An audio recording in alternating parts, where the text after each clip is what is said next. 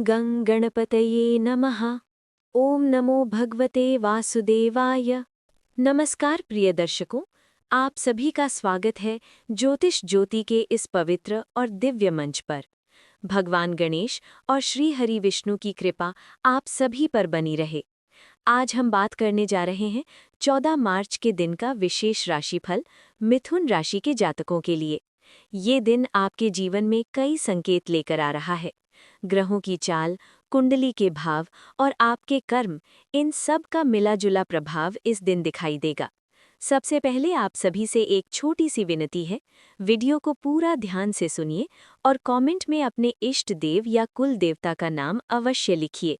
और इस वीडियो को लाइक यानी पसंद करना बिल्कुल न भूलें, क्योंकि जब आप सकारात्मक ऊर्जा के साथ भगवान का नाम लेते हैं, तब ब्रह्मांड की शक्तियां भी आपकी मदद करती हैं।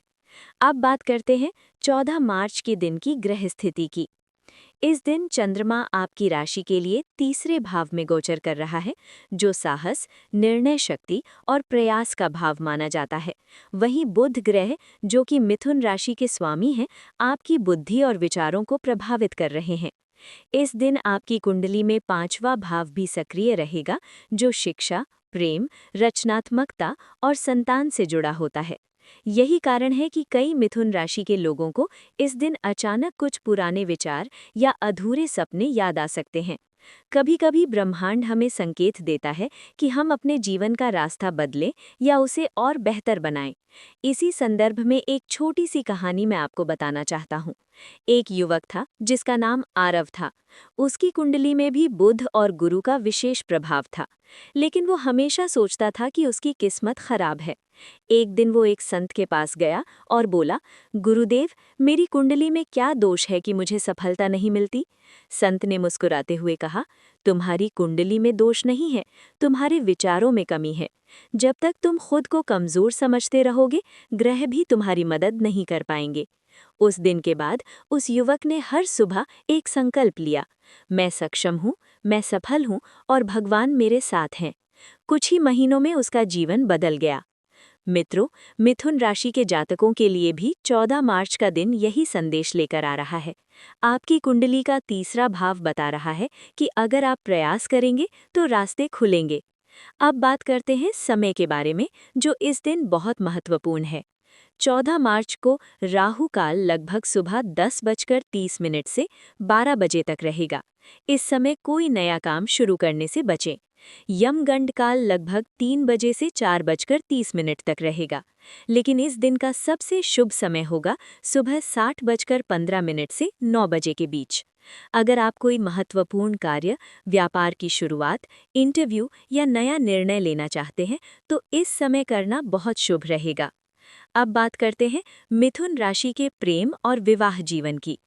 कुंडली का 7वां भाव, जो विवाह और जीवन साथी से जुड़ा है, इस दिन थोड़ा संवेदनशील हो सकता है। छोटी-छोटी बातों को लेकर गलतफहमी हो सकती है।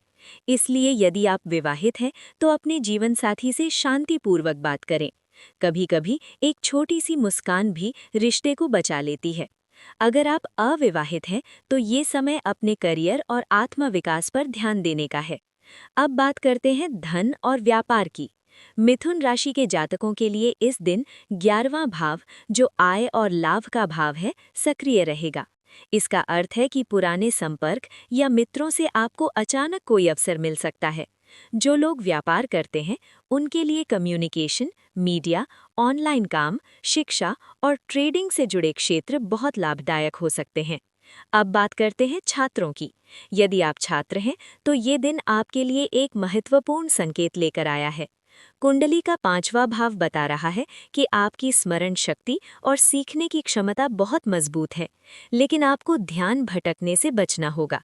हर सुबह ये छोटा सा मंत्र बोलें, ओम ऐं सरस्वत्यै नमः। इस मंत्र को 11 बार बोलने से आपकी बुद्धि और एकाग्रता बढ़ेगी। अब एक महत्वपूर्ण उपाय भी जान लीजिए। यदि आपको जीवन में रुकावटें महसूस हो रही हैं, तो किसी भी बुधवार को भगवान गणेश के मंदिर में जाकर दूर्वा घास और हरी मूंग चढ़ाएं। और अगर संभव हो तो जीवन में एक बार उज्जैन का महाकालेश्वर मंदिर या काशी विश्वनाथ मंदिर दर्शन अवश्य करें। इन स्थानों की आध्यात्मिक ऊर्जा मन और कर्म दोनों को शुद्ध करती है। मित्रों, आपकी कुंडली के 10वें भाव, जो कर्म और करियर का भाव है, वो ये संकेत दे रहा है कि आने वाले समय में मेहनत का फल अवश्य मिलेगा। लेकिन एक बात हमेशा याद रखिए, ज्योतिष हमें दिशा देता है, लेकिन मंजिल तक हमें अपने कर्म ही पहुंचाते हैं। हर सुबह आईने में खुद को देखकर कहिए, मैं सक्षम हूँ, मैं अपने जीवन का निर्माता हूँ और भगवान मेरे साथ हैं। जब ये विश्वास आपके भीतर जागेगा, तब कोई भी ग्रह आपकी प्रगति को नहीं रोक पाएगा। और अंत में एक बात, मैं आपको कहानियां इसलिए नहीं सुनाता कि आपका समय बीते। मैं ये सब इसलिए बताता हूँ ताकि आपके मन में सकारात्मक शक्ति जागे, क्योंकि जब मन मजबूत होता है तब कुंडली के कठिन योग भी धीरे धीरे अनुकूल होने लगते हैं। अगर आपने अभी तक कमेंट में अपने इष्ट देव का नाम नहीं लिखा है तो अभी लिख दीजिए और इस वीडियो को पसंद लाइक करना बिल्कुल मत भूलिए। भगवान की कृपा आप पर बनी रहे।